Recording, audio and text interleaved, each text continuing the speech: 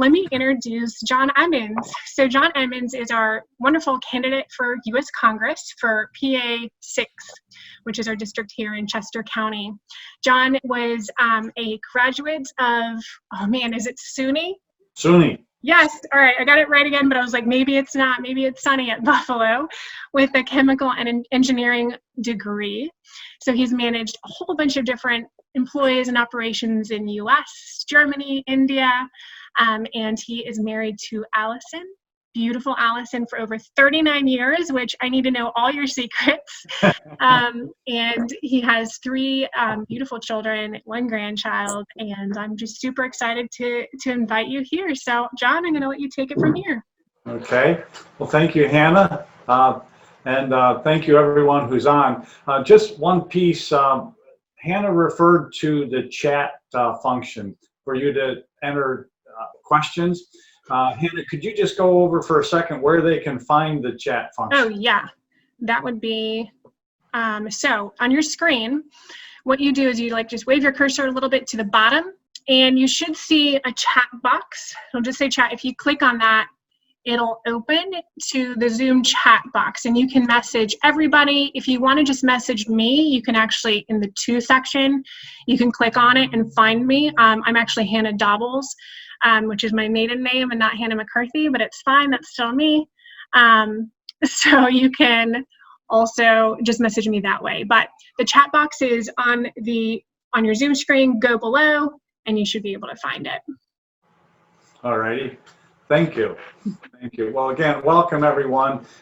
This is, we did a town hall 2 weeks ago, and now we're doing another one. And our plan is to do at least one a week now for the duration, because it's a very effective way of interacting, communicating. So while this is new and different, I think many of you have probably been on a Zoom call now, and it's probably getting a little more and more comfortable.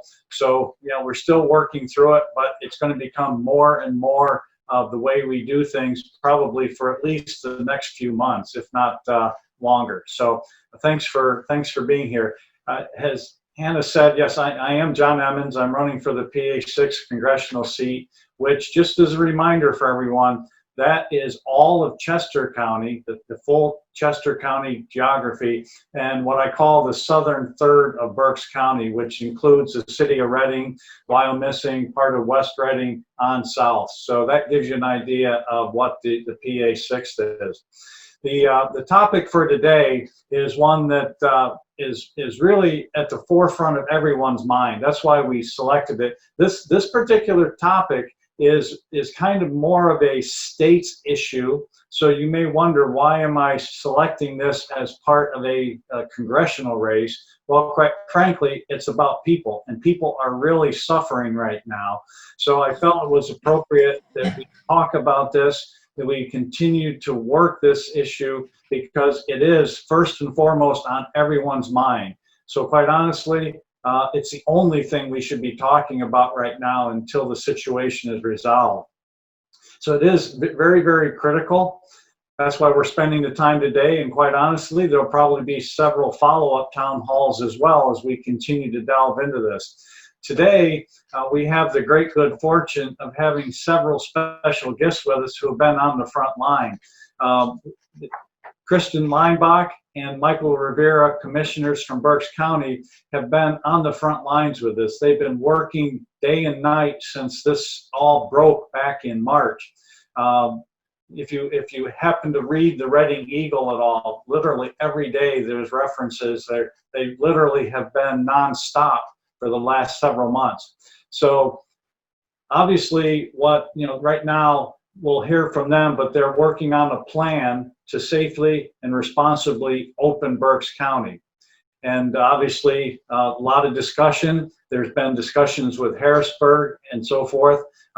We'd like to hear a little more about that. So what we'll do is turn the podium, this virtual podium, over to Kristen and Michael to give us a bit of an update with what's been going on in Berks, what the current status is, and maybe what their thoughts are going forward. Now, we recognize there's only so much they can tell us. Some things have to be held in confidence, but Hannah, if you will, if you could unmute Kristen and Michael, and if you could give us an update, that would be fantastic. Absolutely. So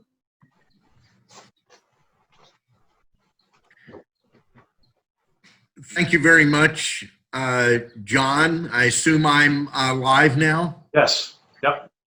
Really appreciate the opportunity. I'm Commissioner Christian Leinbach. Glad to be on with my wonderful colleague, Michael Rivera. Commissioner Rivera and I ran together as a team a year ago. And I cannot tell you how many times I've thanked the Lord that I didn't have to run an election with COVID-19. This has put a tremendous challenge on someone like John Emmons to figure out how to run a campaign in a way they basically have never been run in modern times. I want to touch on three things. First of all, we are in uncharted waters. As we came into COVID-19, I was following this with our Director of Department of Emergency Services in early February. And I can remember going back and forth with Brian Gotcha on communications. There'd be some breaking news, and I said, boy, this doesn't look good. And then there'd be several days where either was good news or there was no news at all, and it was kind of back and forth. But for me, when this became real, I remember within a couple of days, March Madness was canceled, NHL canceled the rest of their season or suspended, NBA suspended, MLB said we're not going to start with our regular season and we're suspending spring training. At that point that I realized this is not just some political football. There's something medically, health perspective, very serious, because none of these entities would have arbitrarily, NASCAR is another one, arbitrarily said we're suspending our seasons. The sheer volume of dollars that decision meant. And when that happened, in my mind and in our county, things got very, very serious. And I'm not going to go through all the steps, but we were one of the earliest counties to respond. We took action declaring a public emergency so that we would have certain tools available to us to react more quickly to various issues. We very early in March communicated with our department heads that they needed to bring out their COOP plan, continuity of operations, determining who their essential people were, who their non-essential people were. We already had been in communication with our two major healthcare providers. That would be Tower Health Reading Hospital, which also has a great presence in the Chester County area, and Penn State St. Joe's. They have been and continue to communicate almost daily with our Department of Emergency. Ultimately, as many people know, on March the 17th, Governor Wolf announced, which I believe is a now infamous announcement, a selection of life-sustaining versus non-life-sustaining businesses.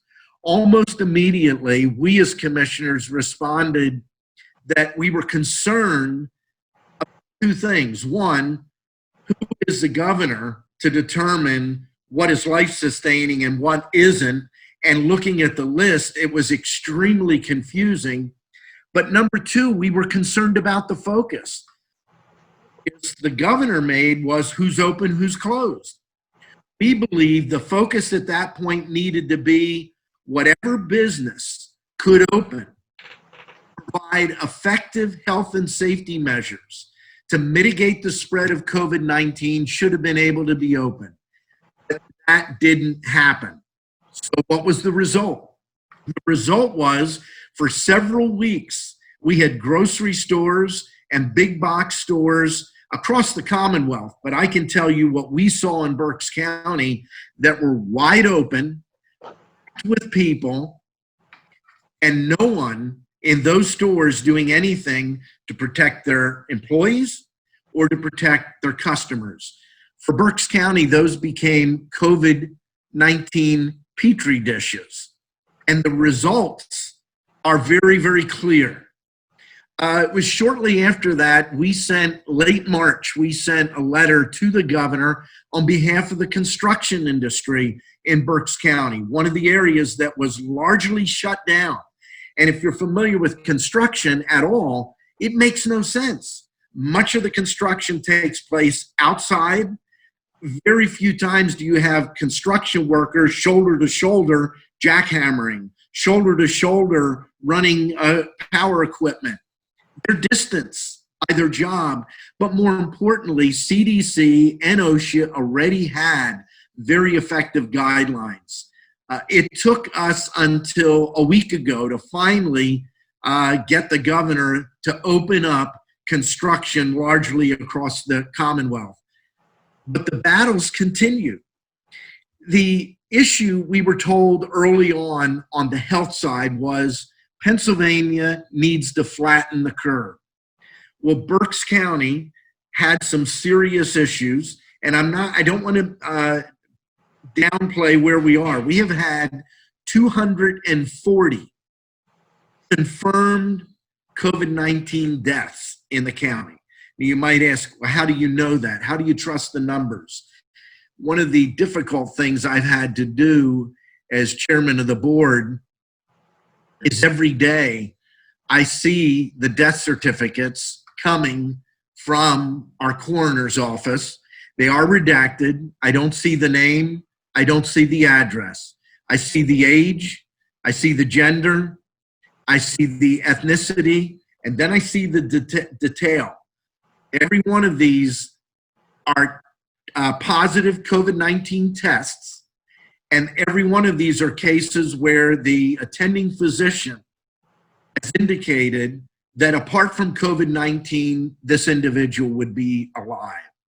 Let me share some details. In addition to the 240, 99% of the individuals that have died in Berks County are elderly and or have underlying health conditions. And of that group, the overwhelming majority are from nursing homes. This is a population that we need to understand that is seriously threatened by COVID-19. And I would encourage us as we look at the issue and we say, and I've had people say this to me, I don't know anybody that's had COVID-19. Is this even real? It's very real. The reality, though, and this is another issue I have with our governor and our Department of Health, it has targeted a very defined group in our community. I'm not telling you that there are not outliers, but in the 240 deaths in Berks County, I've not seen any outliers. Yes, we've had a person as young as 20 years old die from COVID-19. But they had underlying conditions. Here's the additional issue. We were told to flatten the curve. Berks County effectively flattened the curve a couple of weeks ago. Earlier this week, I showed and posted a graphic from the Pennsylvania Department of Health that looks at all of the new southeastern PA counties. Why do I say that? Well, Lancaster County and Berks County normally are considered part of central Pennsylvania, but under the new map, we're called southeastern Pennsylvania. If you look at all of the southeastern PA counties, no one has dropped their percentage of case growth in the last 3 weeks more than Berks County. If I could show you the chart, I mean, it literally is dropping like this where others are going down at a more gradual rate. But now we're told flattening the curve is not enough. Now we have to get to the point where we have 50 or fewer new cases per 100,000 population over a specific period of time. I will tell you, our health professionals are telling us they don't understand how you even compare that number from county to county. What percentage of our population is being tested against what percentage of another county's population is being tested. More importantly, it provides an incentive to stop testing. Well, that takes us to the third challenge. We're being told by our Pennsylvania Department of Health that as we get our CARES money, and CARES money only was given directly to counties with a population of 500,000 people or greater.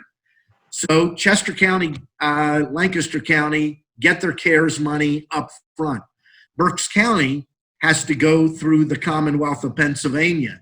And many of you know that last Monday, or this past Monday, the governor told us he's going to withhold CARES money from any county that goes against his order or his direction. It's kind of interesting. Yesterday, I was on a call with the governor, the first time the governor has spoken to the County Commissioners Association of Pennsylvania. And on that call, when Commissioner Barnhart, my Democratic colleague, asked the governor how the CARES Act money is going to be distributed, the governor said it's not his call, that he has to really work with the legislature to decide how that money is going to be dispersed.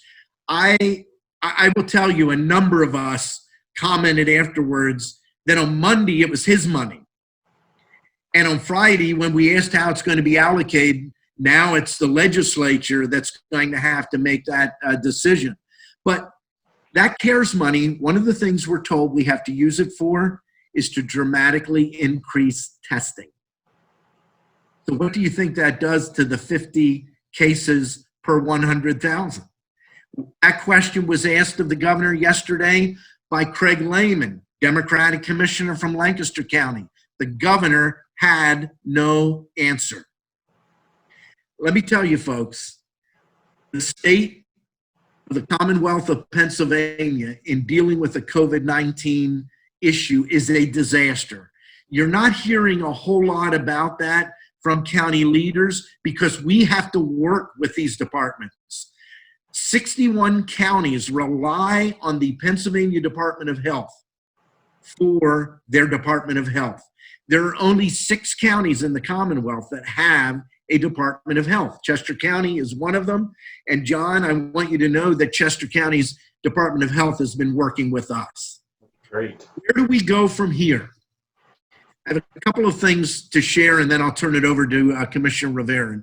Number one, yesterday on the call with Governor Wolf, I specifically pressed him on a particular group of small businesses.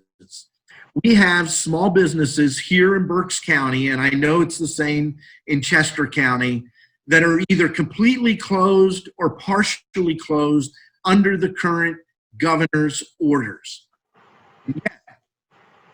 There are florist shops that is closed, which florists are closed. On Mother's Day bought their flowers, but they bought them at Lowe's and Walmart and Home Depot and Target.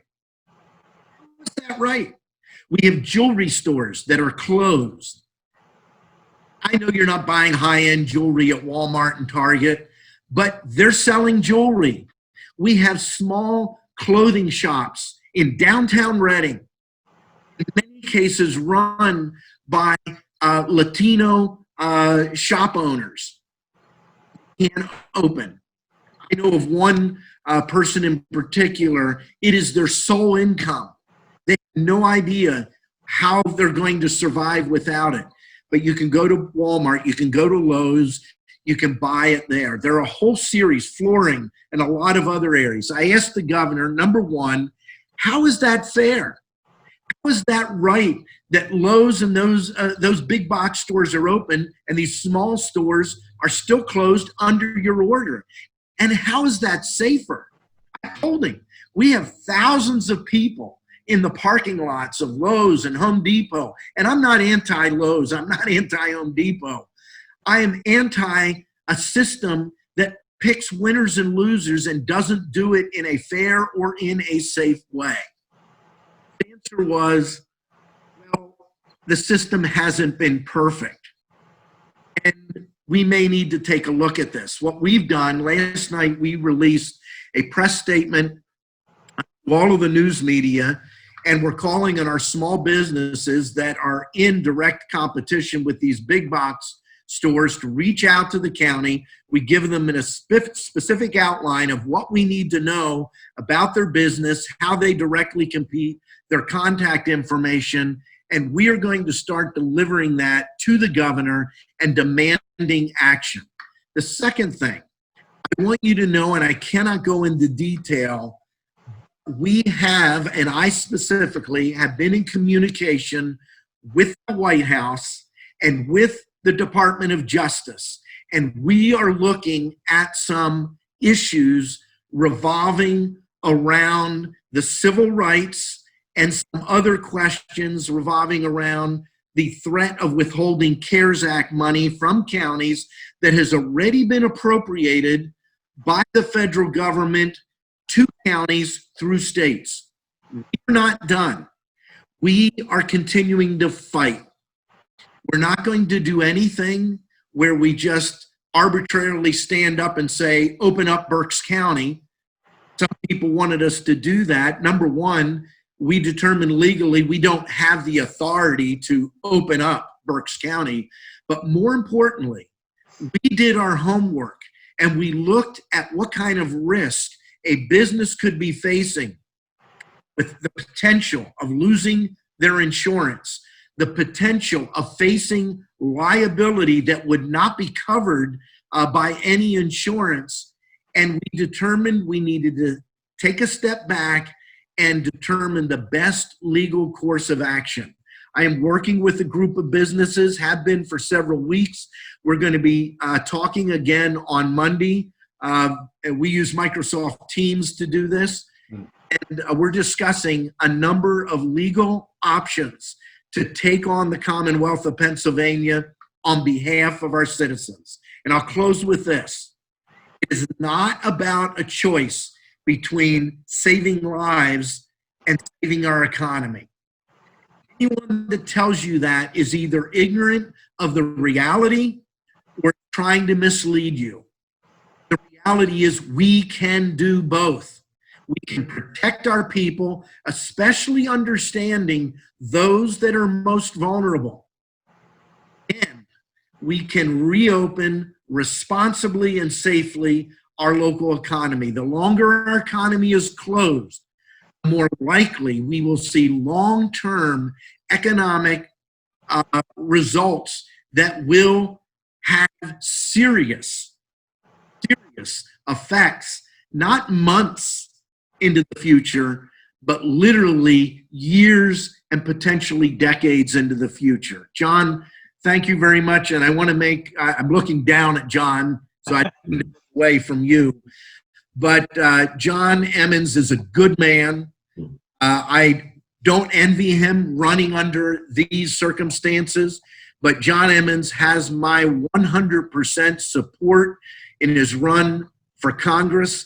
We need a person there that is common sense. Now, you'll hear from the incumbent that she has been communicating, and she has.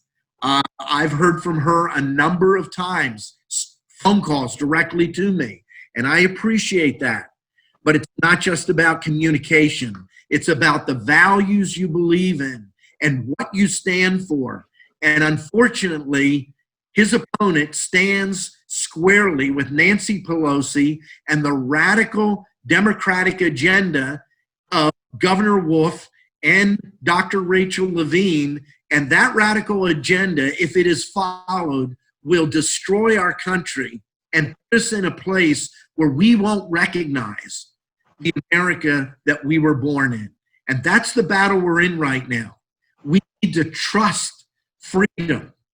Freedom needs to be the guidepost of every decision that we make, whether I'm a county commissioner or I'm the next congressman from the 6th district, as John Emmons, by God's will be. Thank you very much, John. Turn over to my colleague and good friend, Commissioner Michael Rivera. Hey, Michael. Thank you, Kristen. Michael, would you, Yes. would you like to comment? I would. Thank you very much, Sean, for having us here. I appreciate you bringing this important issue to the forefront. Like you said, it's a state issue, but it's also a people issue. We're all in this together. We each have to do our part. So I appreciate what you're doing. Thank you for doing this. I read your email earlier today before I got on in reference to the companies that you're operating and how they've been able to continue on working thousands of employees without one case of COVID-19. And that's important because a lot of people say, well, you can't have both. You can't have safety and businesses open at the same time. And we feel differently. We feel that you can have safety and that you can have businesses opening and operating at the same time. And that has always been our message, that one, we all need to do our part to keep our residents safe, but we also feel that businesses should be allowed to open, those that are able to work and to carry out their business, maintaining the proper health and safety protocols to keep their employees and their clients safe as well. So thank you for bringing this to the forefront here. And also want to thank Commissioner Leinbach for his comments. They were dead on.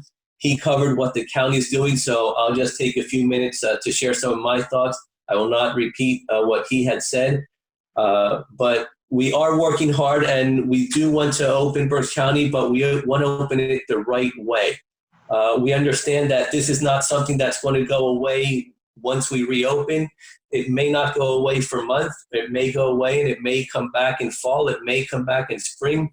So whatever we do, we need to make sure that we're doing it the right way, that we're doing it, that making sure that we're safe in the long haul and that we're protecting our residents in the long haul as well. Right now, businesses need to start preparing, not to necessarily open tomorrow, but they need to start preparing to open when we're able to get to that point, and the sooner the better. But businesses also need to start focusing on a different way of their business model. Things may not go back to normal for a long time, so many of these businesses that are closed right now are going to have to start looking at, what can I do as a business owner? What can my business do to change its business model to make sure that we're able to sustain and grow the business now and as moving forward, no matter what COVID brings to us. And it's also giving businesses that are running the opportunity to stop and look back and say, okay, what can we do differently to help us grow as a company? At the county level, we've had many things that we've sat back and said, you know what, based on COVID, based on what's going on, we have changed this, and this, but those are things that can help us be more efficient in the long run and that we can continue to implement in the long run. So I urge business owners that are open to look at that. Those that are closed, start looking at what you can do, start preparing from now for when the time comes, you're ready to open your doors right away and not start having to put your safety protocols in place. If big boxes can open and follow safety guidelines, small businesses can do the same as well. We can't think that because a big box is open, it's safe. That's not the reality. Like Christian mentioned before, you go into these big boxes and there are people there with, they aren't wearing their mask properly, they aren't following safety protocols. And because a business is considered essential or life-sustaining, it does not mean that it is safe to go to. If I would have to have my parents go somewhere to buy flowers or to buy clothing, I would much rather have them go to a small store where there's a lot less people in there, where I know the owner is looking out for the clients, than have them go to the big box stores. I've been doing my groceries for my parents ever since this started because the safety protocols in many places are not what they need to be. So we need to make sure that everyone is doing their part to stop this spread, and we need to make sure that our businesses are able to open and start providing the products and services that they provide. One of the things that the county is doing is we're starting a small business loan program. The amount we're starting out with is anywhere between $2 to $2.4 million, and it should be available within the next 3 to 4 weeks to start the application.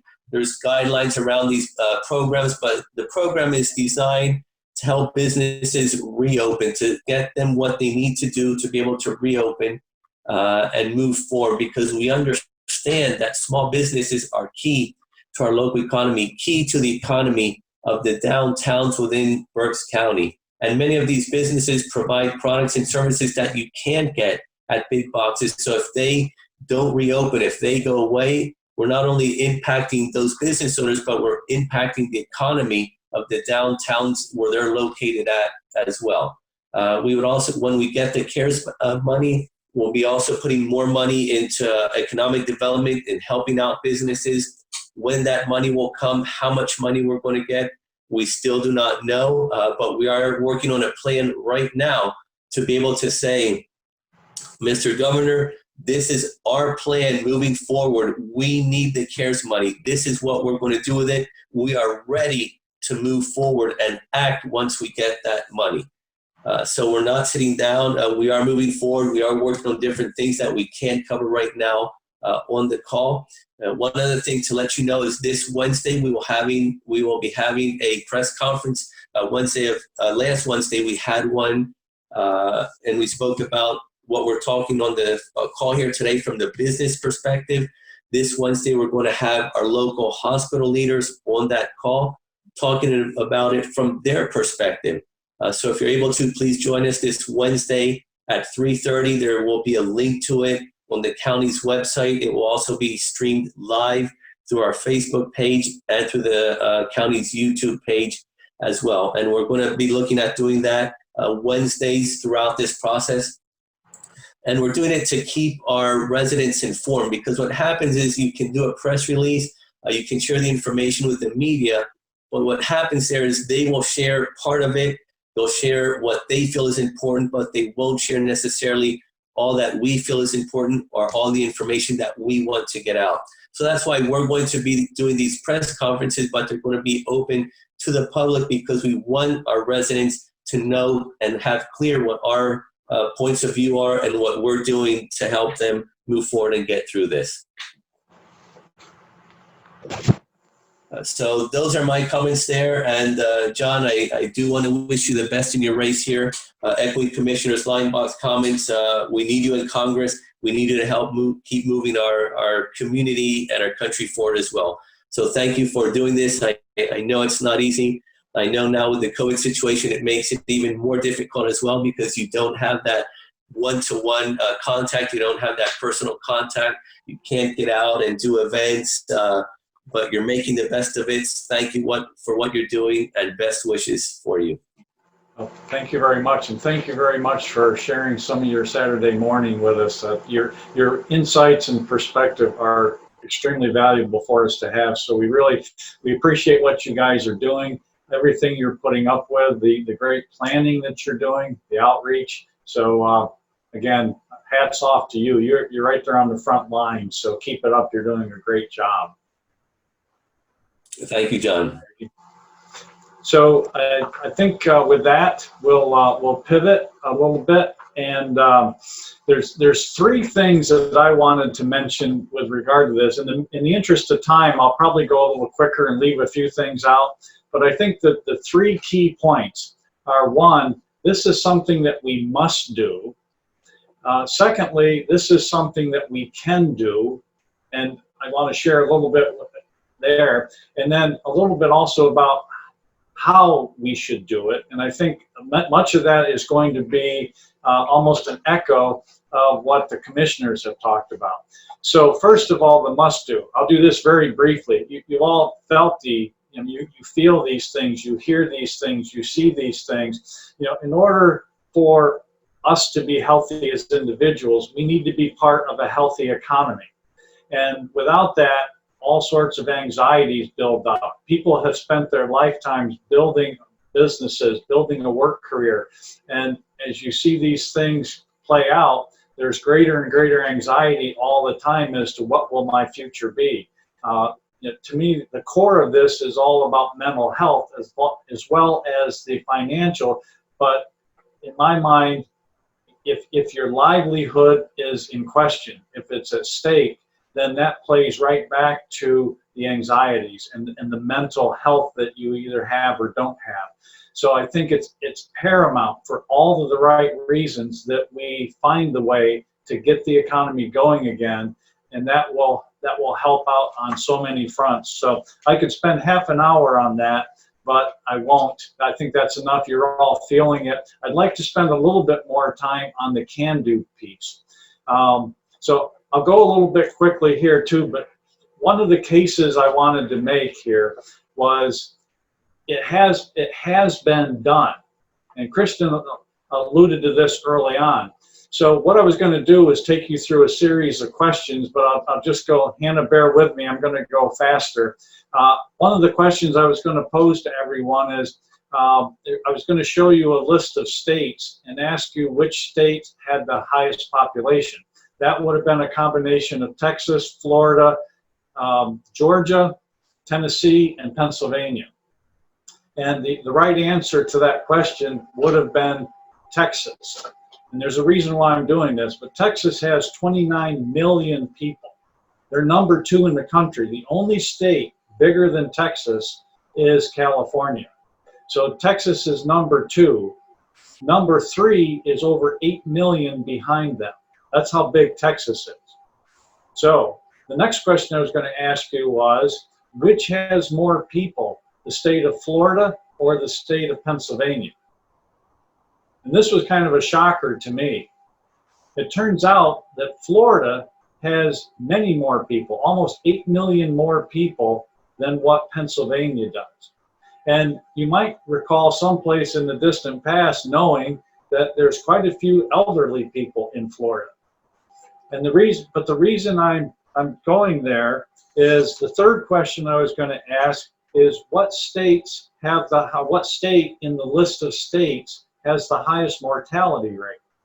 And yes, the answer was going to be Pennsylvania. But I just want to put this in context. With regard to the states I mentioned, Georgia, our mortality rate in Pennsylvania is roughly 2.3 times what Georgia's has been. It's been 4 times, in the state of Florida, Pennsylvania is 4 times the level of mortality rate that Florida has. In terms of Texas, 9 times, almost 9 times. Pennsylvania has 9 times the mortality rate that Texas did. And then Tennessee, 10% higher rate. And the reason I'm dragging you through all that is that it's to drive home the point that it can be done. You can have a successful outcome. Now, those states have a higher, Pennsylvania has a higher rate, I believe, because of just the practices. The Florida very quickly went to protect the vulnerable. Was it perfect? No, but when you look at the results, it can be done. And Texas, as big as Texas is, with huge cities like Houston, they have had a good record as well. They have also opened up, and they have opened up responsibly. We see it in the newspaper, we see it on the TVs. The jury's still out, but so far, the results have been good. And I think it's because of the prudent way that they have gone about this from the beginning, whereas Pennsylvania, in some cases, did not, in my opinion, did not exercise the best judgment and the best decision-making, especially with regard to protecting the vulnerable. I think the key factor there, and both Christian and Michael referred to this, when you look at the statistics, depending on the county, the elderly people that are in the assisted living, that alone ranges between 2/3 and 90%. So very clearly, it's paramount that we do focus on the vulnerable, and as we do that, that will become the whole basis for opening up. So I think the other thing, I don't want to spend too much more time, but Michael referred to this. Why am I very confident that we can do this? Well, one, because of the experience of the other states. Secondly, I've lived it and I've seen it. Over the past 4 months, I still am connected with the company I used to work for. I'm kind of in a consulting role with the company. Our experience has been, we have operated throughout that time frame. We never shut down. Now, some of our operations have scaled back, but because we make essential components for other essential products, we have remained open. And when I say we've remained open, the division that I've been associated with, 800 people, and those 800 people are distributed between 4 states, Iowa, Pennsylvania, New York, and New Hampshire, and on 3 continents, North America, Europe, and India. We began way back at the end of January, paying attention to what the CDC was saying. Throughout the course of February, we started to implement those things. We continued to ramp those up. Through that whole period of time, not one case, 800 people, including going home, working with their families and so forth, not one case of COVID-19. You could extend that to the whole company, which is 1,500 to 2,000 employees in probably 10 different states and a number of different continents. The same thing. We have not had one case of COVID-19. So that leads me to believe that when you follow the good practices, the best practices, and you do it religiously, and we have, that you can have a good outcome. So I think very clearly that that's the case. I could tell you some other anecdotal stories about, I know a woman who runs a nursing home. Because of the same type of practices, this is in Delaware County, because of the practices similar to what we practiced at work, they have not had a case, let alone a fatality. They have not had a case of COVID-19. Now, on the other side, my brother-in-law, who happens to be a nurse in upstate New York, they had just the opposite effect. They had the Cuomo and Cuomo and Wolf effect. They had no cases in their nursing home, but then they were forced to take someone from New York City, and now 4 people have died because of that, or before they didn't even have a case. So again, that was not a good practice, obviously, but we've seen that in New York, we've seen it in Pennsylvania, and that's why the absolute linchpin of what we need to do is to focus on the vulnerable and make sure we're protecting them. The other thing I'll mention, just going back, another anecdotal type of a story is, I know a young lady who is a nurse, and they're starting to see, this is in the Chester County area, they're starting to see more and more heart-related issues and deaths. Those are climbing because people aren't going to the doctors now. They're staying away because they're scared. So now we're starting to see the impact of this approach impacting other people's health and their well-being. So that just underscores all of the things that we mentioned above. So to me, this is kind of, I can be snarky at times, so I'm going to show a little bit of that right now. But to me, this is an exercise in, can you walk and chew gum at the same time? I think we can. I think by doing the right practices, doing them responsibly, very safely, we've demonstrated we can do it. We've demonstrated we know how to do it. Now we need to be given the chance of doing it. And that's what Kristen referred to. That's what Michael referred to. So just, I'll go quickly through this, but the things that I think need to be done in order for us to move ahead are very similar to what you've already heard. First and foremost, we have to have the plan to protect the most vulnerable. We've heard that, we now understand it, I won't dwell on it. I think we need, this is me coming out, this is the engineer in me. I think we need to reevaluate the arbitrary action levels that Governor Wolf has put forward. That 50 in 100,000, that was an arbitrary number.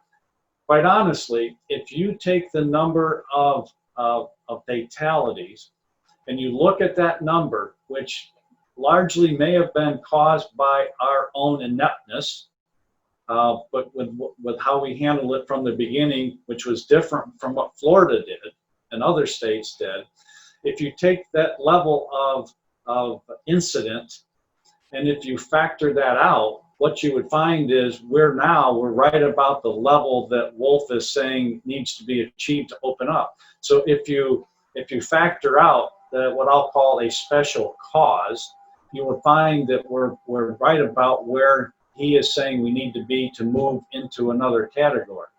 So I think I think part of this is it's arbitrary, and we need to rethink that. Is it really meaningful? Is it something that's helping? I think another thing is very, very clearly, we need to let the local county leaders help make the decision. Make the decision. They're there on the front lines. They know what's going on. They see it every day. I would go so far as to say, I've been a proponent now for a month, is let's not even necessarily think about opening it up at a county level necessarily, but maybe there's subsegments of a county that are ready to open up. Maybe they're not. That's where you need the county commissioners to make that decision, not one size fits all broad brush approach from Harrisburg. So I think that's another one. And to go along with this, Kristen mentioned this earlier, we got to let people make good decisions for themselves. So for example, if you're opening up a restaurant, obviously the restaurant needs to follow all sorts of good practices. They're gearing up to do that. That's an absolute must. But if you're an individual and you don't want to go to a restaurant because you're concerned about your health, you don't have to go. Stay home. Especially if you're in a vulnerable group, stay home. That's what you should be doing. But you shouldn't hold everyone else in society back from going to a restaurant. So again, we have to get to a point where people can start to make decisions for themselves. And I think we can get there. I think one of the key points that has been bothering me for a number of weeks is what is Governor Wolf's real stance? Meaning, is he doing it from a can-do perspective? So is he looking for ways to open up, or is he looking for a way to keep it closed? It just seems to me, and a lot of people that I talk to, the focus is how not to do it as opposed to how can we do it. But I think if we took a can-do attitude, we'd be much further along right now. So I think Governor Wolf has to engage with people. It sounds like he may be a little bit now, but is he really focused on how can we do this instead of why should we do this? That's what we need to have.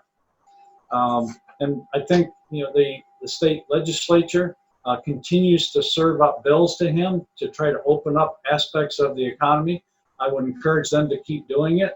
And quite frankly, if he continues to maintain the stance that he has right now, I hope enough Democrats cross the aisle to override those vetoes, because this cannot go on. And quite frankly, I think the legislators are doing a good job putting those opportunities up for him, but he's vetoing them just to say no. At some point, we have to have the legislature stand up and override those vetoes. Because quite frankly, and Christian was alluding to this maybe before the call started, it's just human nature.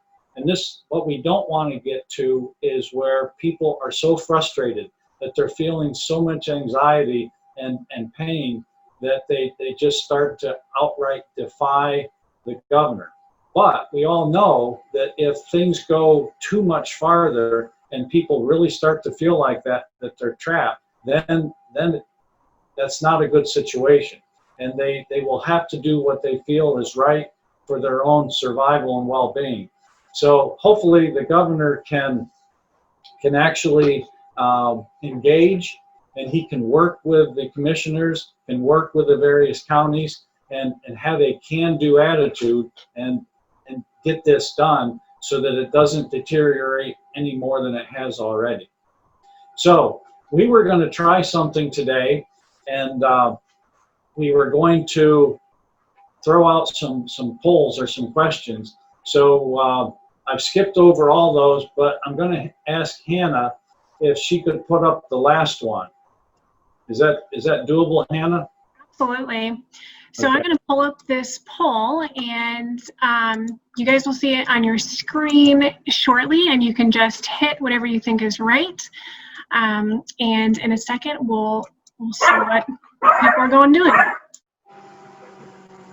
So as you see that, it's this is my question coming from me. I'm just interested in people's perspectives, and is Governor Wolf doing this because he has the best intentions in mind for the health of Pennsylvanians, or is it a case that maybe he's in over his head? Number three is some of this being politically motivated? I have my own opinions, but I thought this would be fun to test this feature and to get your feedback and just get your thoughts. And actually, in some cases, it might be more than one, but you probably only get one choice. Yeah, right now it's just one choice. And you guys have 10 seconds to vote. And we'll get all of these scores up. All right, I'm ending the poll now. Hopefully you guys can see the results here. Okay. Looks like we have 11 for number 3, 5 from number 2, and just other. Yep. Okay, good. Well, I want to be very sensitive around time. So while I probably could have gone a lot longer, I think that's enough for right now. What I'd like to do is now open up the floor for Q&A. That's I really value the Q&A and the feedback. So let's do that and see what questions may have come in during the course of the discussion here. Absolutely. So I've been kind of pulling the questions off of the chat. So if you guys have any additional questions, go ahead and write them in there and I'll pull those up. But we have a question here. What science is the government using? What data is Carnegie Mellon using to drive their model? Who is the virologist on our DOH team at the state? Will transparency ever come? So a lot of questions there. Well, I'm not sure I have the answers to all those.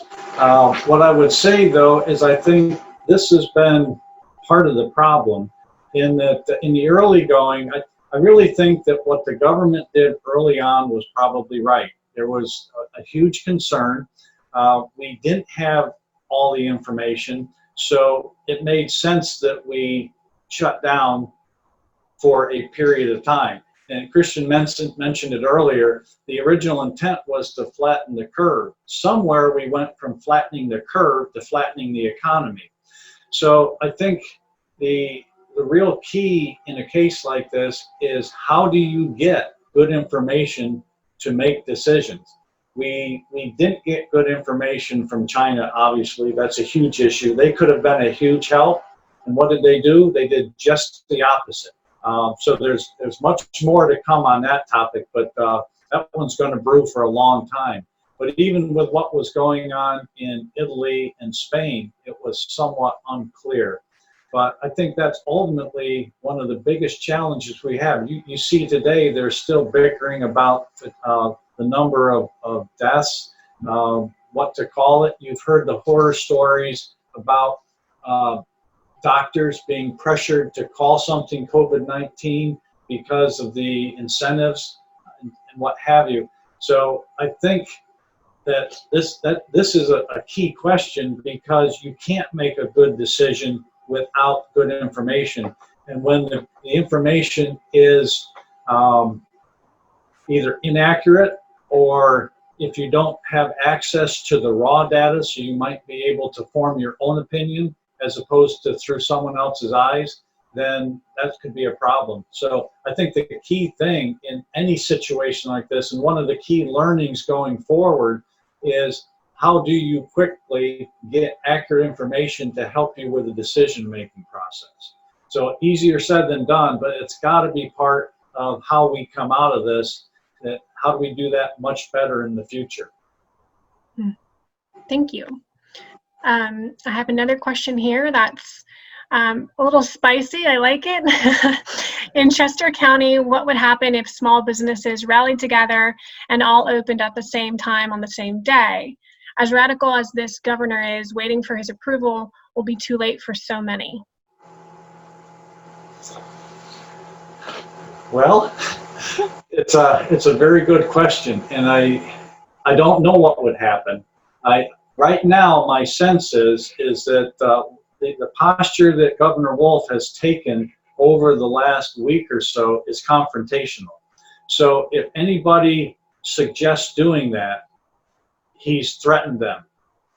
and Christian and Michael were very good about not commenting on certain things. But you remember it was not too many days ago that Governor Wolf called leaders of counties cowards, or their behavior was cowardly and selfish because they wanted to open up the economies. So he has been confrontational, combative. If you've noticed, towards the end of the week, I forget whether it was Thursday or Friday, they've come out with a new set. If you're a restaurant owner, if you're a business owner, and you choose to open up, they're going to be sending around health inspectors, and if they find that you're open, they will give you a warning, and then they'll come back again. And if you're still operating the second day, then they will revoke your license. And when they revoke your license, obviously you don't have a license, and then you have issues with insurance. Then, if you continue, they plan, and this was in the paper, so you can check it out yourself. They plan on hitting the businesses for up to $10,000 a day fine. So I think Wolf has not changed his tone yet. We'll see what happens. But I think if all the businesses banded together and opened up, I'm really not sure what would happen. Right now, I would hazard to guess that he will try to fight. It would be the $1 trillion question is, what if everyone did it simultaneously? But I don't think that's going to happen. So that's why it's such an important thing for him to engage, as opposed to being in a combative posture. Engage and look for ways of opening, as opposed to just sitting there crossing your arms and saying, no, I'm not going to tolerate it. Yeah, that's a very good point. Awesome. So we have another question here. It says, why does it seem like the Democratic governors seem to be following the same playbook?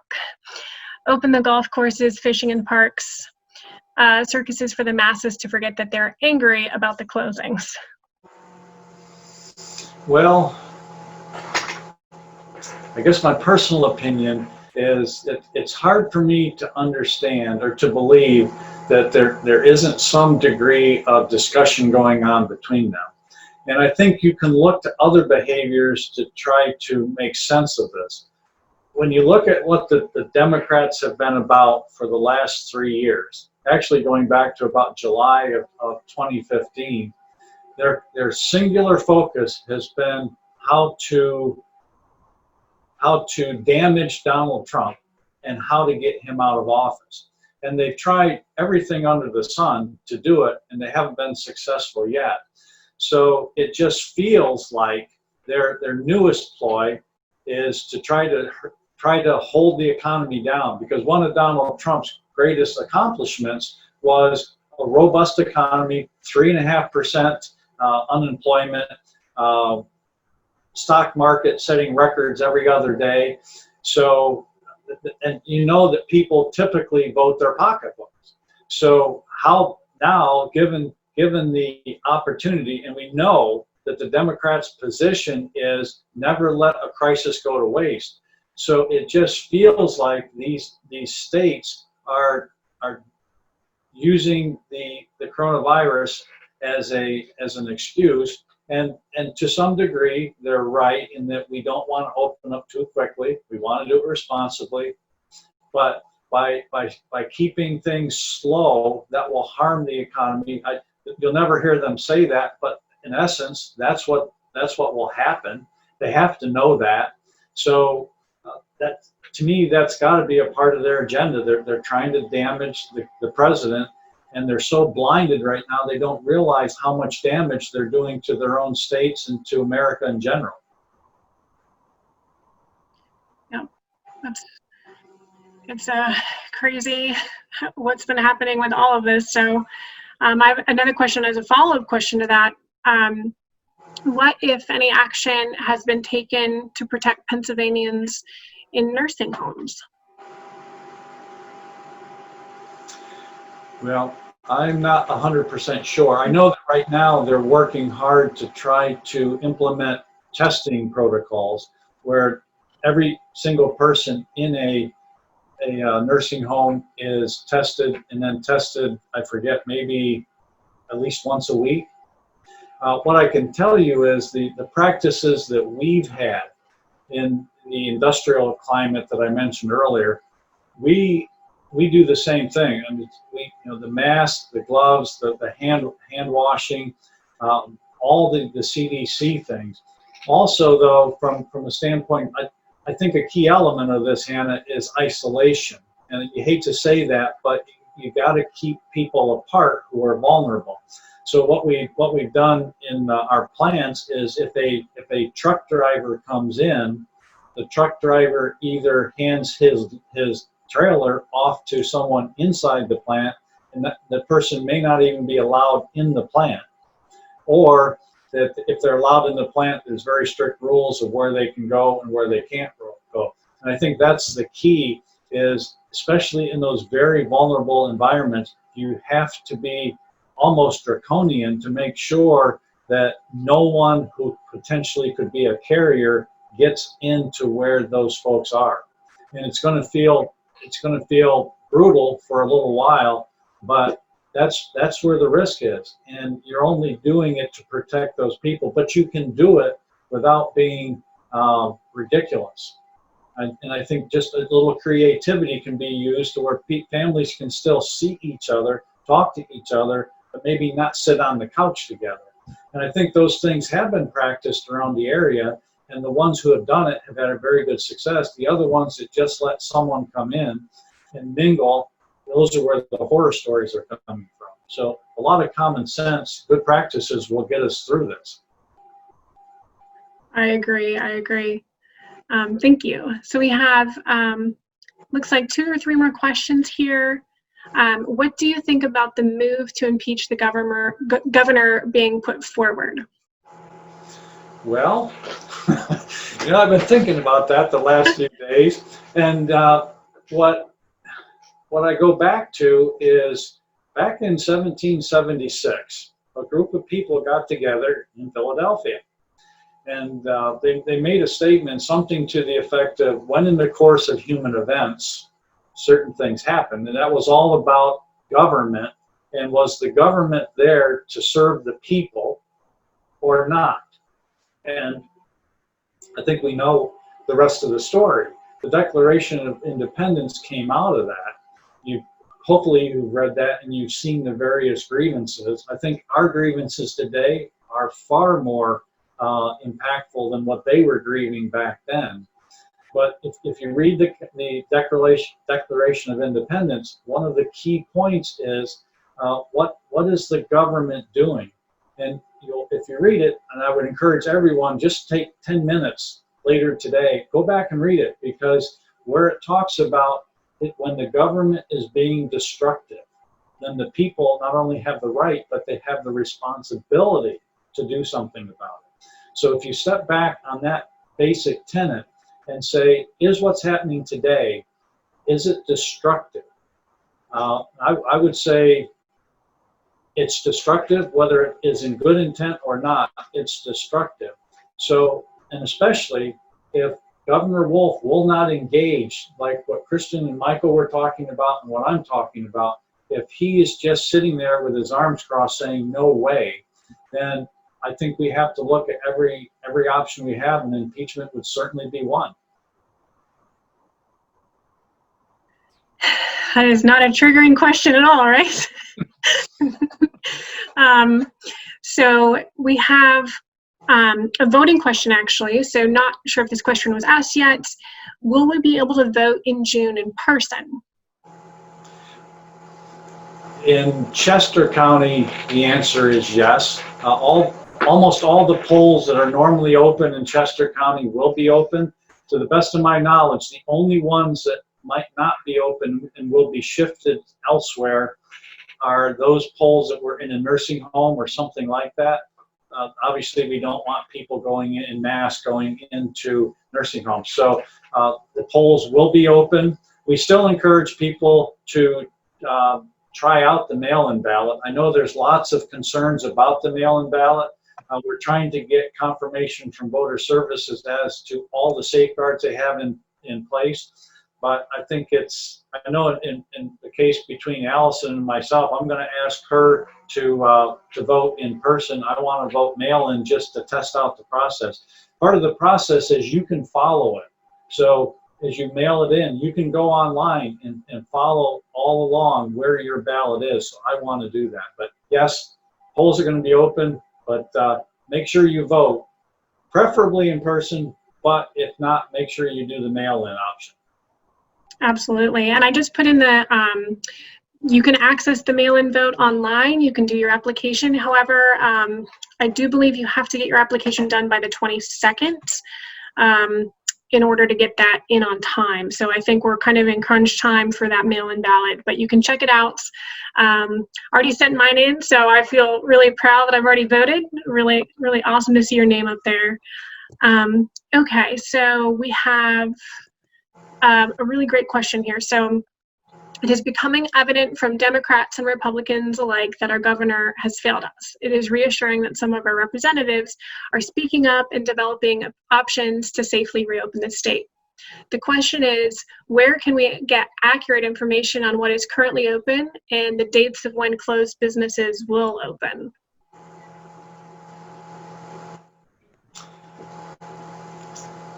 That's a very good question. I would start with the reaching out to maybe the commissioners first. I don't know if there is actually a bona fide list of actual businesses that are open. Right now, there are more categories of what types of businesses are open versus specific businesses. So I would hazard to think that there probably is not a list now.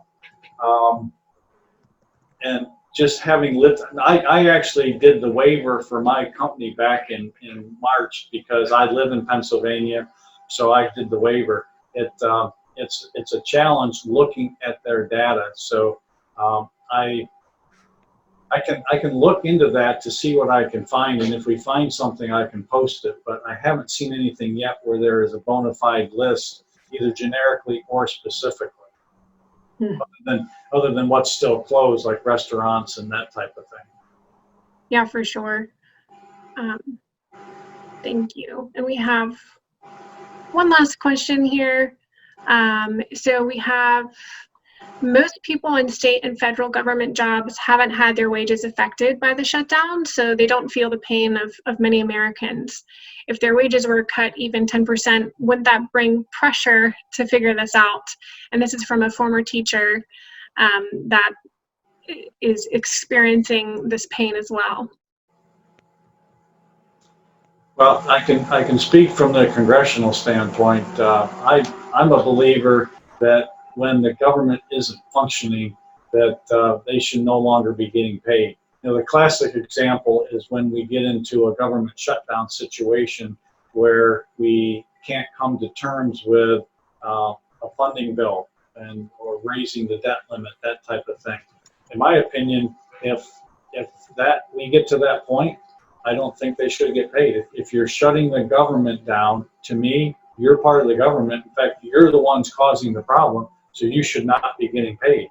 So I would extend that same thinking, and keep in mind, it's not just it's everyone. So for example, it's not just a congressperson, it's the whole staff, because the pressure needs to be brought to bear to actually get engaged, I mean, this is all a bunch of crap, folks. We all know this. It's all politics. And all too often, it's a game of chicken. And who's going to blink first? Well, unless there's pressure applied, then you're not going to get blinking early enough. So in a case like this, I think if we cannot find a way of solving this, now this one's a little different, but still there needs to be skin in the game. And if you have half of your population out not working, and you're sitting there with the ability to do something about it, then you should be in the same boat. Absolutely. Awesome. Thank you so much. I've asked the chat if anyone had any additional questions. Oh, and we have just one more that popped up. So we're actually now, we have two that popped up. So what do you think about the safe harbor for employees? Oops, I don't know if I got that one. Sorry, Michael. Let me see if I can find the other part of that question. Yeah, I need some context on I know, I that. was like, oh, that's a short one. Maybe I missed the first part. Okay, I will go to this question and then I'll go back. Are you going to impose term limits on all future elected leaders? Well, I can't impose anything, but if I get to Washington, I would be a proponent. I will admit, 10 years ago, I was not a proponent of term limits because I felt that it's our job. We the people, we're the ones that vote. We are the ones that determine whether someone has another term or not. After 12 years of observing what's gone on, I've changed my mind, and I would very strongly agree with term limits. Right now, I'm kind of leaning towards 2 terms in the Senate, which would be 12 years, and three terms in the House, which would be 6 years. I think one of the biggest issues we have right now is the bureaucracy of Washington, and the fact that you have lifetime politicians that, I mean, think of Joe Biden. Joe Biden had been a senator 6 times, 36 years before he became vice president. We need to have, we can't have those deep-seated relationships driving our country. So very definitely, I would be at the forefront of pushing for term limits. Awesome. Okay, so I have more context for the other question. My apologies. So Michael has stated there is no question that we will someday reopen. What I want to also be thinking about a liability shield or safe harbor for employees. Businesses can't be left to litigate claims that customers or employees have contacted or contracted COVID-19 while at businesses. So his question is, what about a safe harbor for employees? Mm-hmm. Well, I think there needs to be an element of safe harbor. So you hear a lot of discussion about from Mitch McConnell about providing protection for businesses against dozens of lawsuits. I think there needs to be a balanced approach. So what do I mean by that?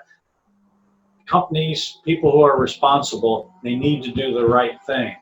I think they need to be protected. Questions in the chat. Frivolous. Do you think other people are reading it? I don't think they should be totally protected against any and all lawsuits, because we all know there's good businesses out there and there's bad businesses out there. And if people are acting very irresponsibly, I think they need to have, employees need to have the right to sue them. But I think the businesses do have to have the ability of not being inundated with dozens upon dozens of frivolous lawsuits. So yes, some protection I think is appropriate, but it should not be carte blanche total, because they still need to have the threat of a lawsuit to make sure they follow the right best practices and do all that is prescribed. Mm-hmm. And kind of similarly to employers, they need to have some sort of safety on their end as well. Right. Yeah. Both need to have the opportunity to seek redress if they have been wronged. So it's got to be a balance between the two. Awesome. Well, I think that is all the questions that I've collected from the chat. I know that there's probably dozens more questions that come up from this, and so I hope you all know that John is an amazing resource and is always able to have a conversation or an email. So don't hesitate to reach out, as I put that on you and not on me. No, it's very, yeah, if you do have a question, don't hesitate to go on emmonsforcongress.com, and you can always get your question placed there. And I know from personal experience, I get 3 to 4 a day that I'm answering directly. And so we are very responsive. It's rare for more than a day or so to go by before we will respond to a question. So please use that option. We'd love to be able to do that. It helps us to be that much more connected. So by all means, let them fly. Wonderful. And this session is recorded, and so in a few moments, probably within the next hour or so, I'll try to have that on the Facebook event page and send it to John. So if people want access to it, they will have that, which is really great. Well, Hannah, thank you very much. And folks, thank you very much for joining in. As we said, this is going to be at least a weekly thing. And I thought weekly was good. And then I saw a congressman or a potential congressman in Florida who is doing about 4 a week. So I'm, I will do as many of these as there's demand for.